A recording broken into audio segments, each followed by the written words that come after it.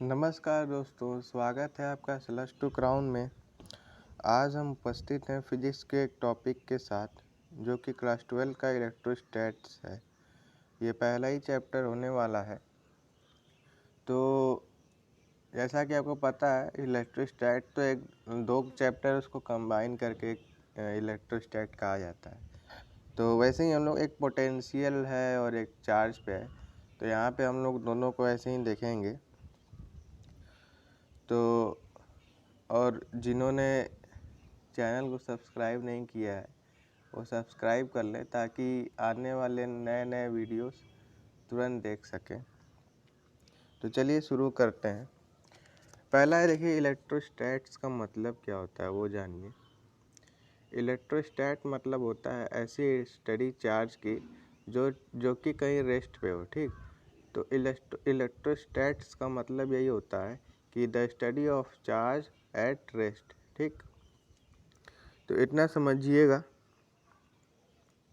बाकी देखिए, जैसे इलेक्ट्रोस्टैट में चार्ज के बारे में आ रहा है ना कि स्टडी ऑफ चार्ज, तो चार्ज होता क्या है वो भी देख लीजिए। तो चार्ज मेनली देखिए, it is the property of matter. Matter is composed of charge and mass.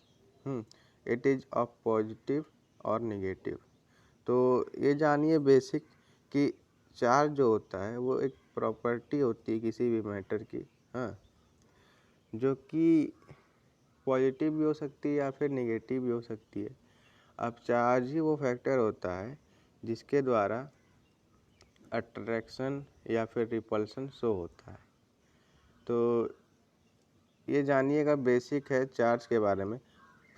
बाकी जो चार्ज होता है उसको आप कई फॉर्म में डिनोट कर सकते हैं। जैसे देखिए, I is equal to Q by T भी होता है, हाँ, एक ये फॉर्म है जब आपको करंट के केस में बोलेगा। नहीं तो Q is equal to F upon E, हाँ। तो ये वाला जो केस है ये तो यहीं आपको पढ़ना है, ये इलेक्ट्रोस्टैट वाला केस है। तो वही कह रहा हूँ, ऐसे चार्ज का जो केस होता है वो आप किस रिस्पेक्ट में कर रहे हैं उसके बारे में बात होती है, लेकिन बेसिक आप समझ गए। अब देखते हैं चार्ज की जो क्या क्या प्रॉपर्टी चार्ज रखता है, तो उसके बारे में देखते हैं हम लोग। तो पहला है इंटरैक्शन का, हाँ। तो ये समझिए कि इंटरैक्शन जो होता है वो ऐसी प्रॉपर्टी होती है चार्ज की जिससे वो, जैसे मान लीजिए दो चार्ज है तो दोनों में के बीच में क्या फोर्स लगेगा एक दूसरे पे, वो इंटरैक्शन के द्वारा ही डिफाइंड होता है। ठीक, तो अब ये जो चार्ज हो सकता है, जैसे जो इंटरैक्शन क्या, अब रिपल्सन होगा नहीं तो अट्रैक्शन होगा, ये दोनों फोर्स लगती है। तो यही बात है। बाकी देखिए, जो इंटरैक्शन होता है दो चार्ज के बीच में, वो कि कूलॉम्स लॉ के द्वारा गवर्न की जाती है। तो कूलॉम्स लॉ होता क्या है, अभी हम लोग आगे पढ़ेंगे कूलॉम्स लॉ के बारे में। फिर देखिए दूसरी प्रॉपर्टी है, पहली थी इंटरेक्शन, जो फोर्स शो होता था, जिससे एक दूसरे चार्ज पे कितने फोर्स लग रहे हैं वो बताया जाता था। सेकेंड क्या है, कंजर्वेशन।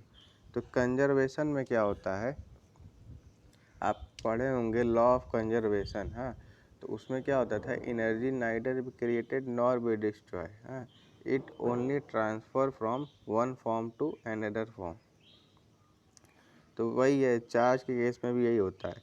चार्ज जो होता है एक फॉर्म से दूसरे फॉर्म में डिस्ट्रीब्यूट हो सकता है, मतलब बदल सकता है, लेकिन वो कभी डिस्ट्रॉय नहीं होगा। जैसे एग्जांपल ले लेते हैं, सबके घर में इन्वर्टर होता है।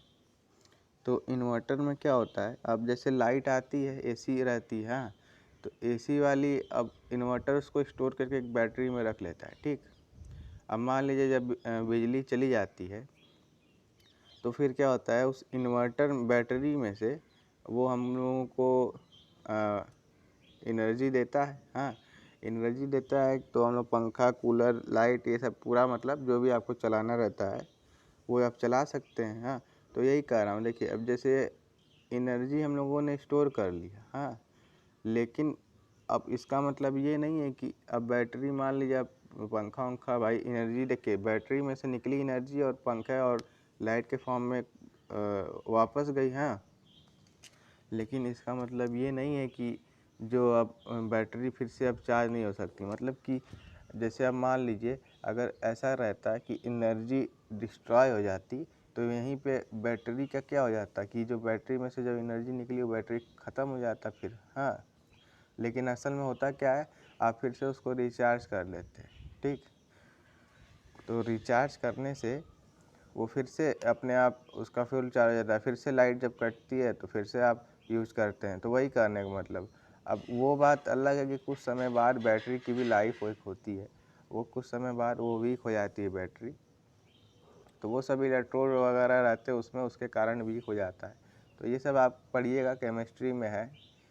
ठीक, बाकी जब आप अगर बीटेक करिएगा इलेक्ट्रिकल से तो उसमें भी बैटरी वैटरी के बारे में पढ़ना होगा। तो ये हो गया आपको कंजर्वेशन का। तो यहाँ देखिए क्या लिखा है, इलेक्ट्रिक चार्ज इज कंजर्व, ये आपको पता ही हो गया। Net charge can not be produce और डिस्ट्रॉय, ये भी पता हो गया। However charge can be produce और destroy by but only equal in amount. तो यही कहने का मतलब है कि चार्ज जो है वो प्रोड्यूस होगा या डिस्ट्रॉय होगा लेकिन इक्वल अमाउंट का होगा।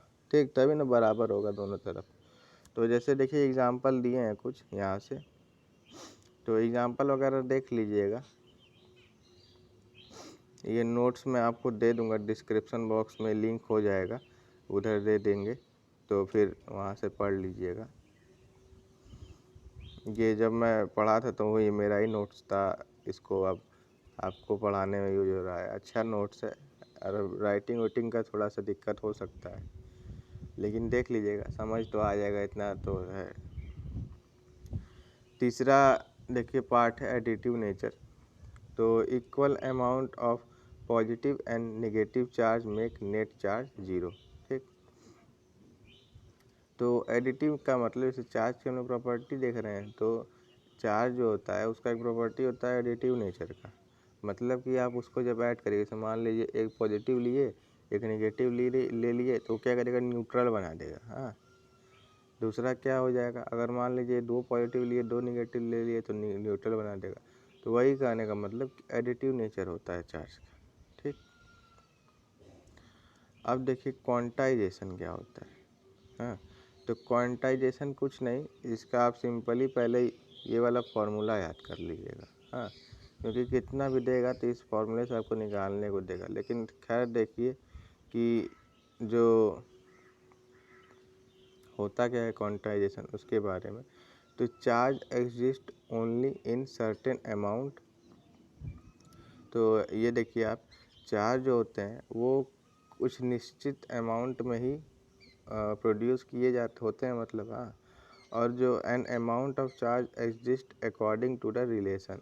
तो जो वो चार्ज जो उत्पन्न होते हैं ना, वो इसी रिलेशन के द्वारा उत्पन्न होते हैं। ठीक, तो ये हो गया आपका क्वांटाइजेशन।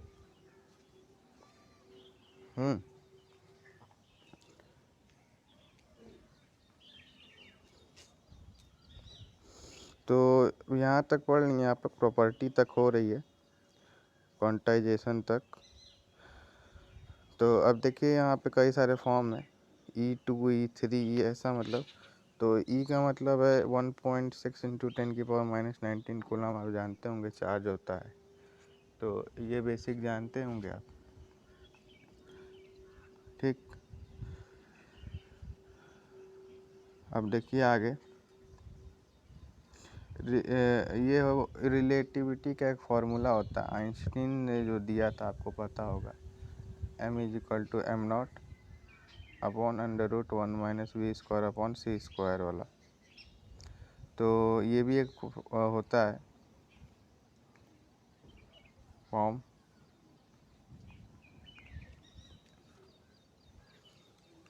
बाकी आइए अब कूलॉम्स लॉ देखते हैं। तो कूलॉम्स लॉ में क्या होता है,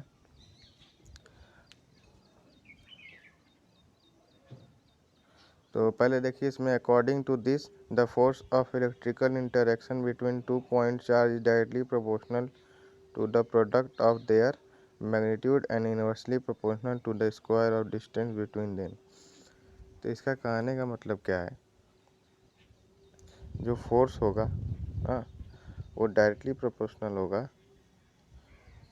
दोनों चार्ज के। जैसे कोई भी चार्ज लीजिएगा तभी ना फोर्स डिफाइन होगा, ये दोनों चार्ज रहेगा। हाँ, तो वही कहने का मतलब है इसका कि जो फोर्स रहेगा दोनों चार्ज के डायरेक्टली प्रोपोर्शनल होगा, लेकिन जो फोर्स है वो साथ में इन्वर्सली प्रोपोर्शनल होगा आर स्क्वायर के भी। तो ये भी देखिएगा, ये कूलॉम्स लॉ था। हाँ, तो अब इसको डिफाइन कैसे करिएगा, जैसे देखिए पूरा F इज इक्वल टू, यहाँ प्रोपोर्शनैलिटी की मैं साइन जब हटाऊँगा तो K कांस्टेंट जुड़ता है और साथ में Q1 Q2 रहता ही है अपॉन आर स्क्वायर हो जाता है। हाँ, तो ये जो K होता है, अब K की वैल्यू देख लीजिए आप, देखिए K is equal to 1.1/4 pi epsilon naught. हाँ, ये होता है वैल्यू K की। अब इसकी भी एक वैल्यू होती है 9 इंटू 10⁻⁹। हाँ, तो ये भी यूनिट आप याद रखिएगा, 9 इंटू 10⁻⁹। बाकी इसके आगे जो इसकी यूनिट कैसे निकालिएगा, तो देखिए मैं यूनिट का सिंपल तरीका बता दे रहा हूँ।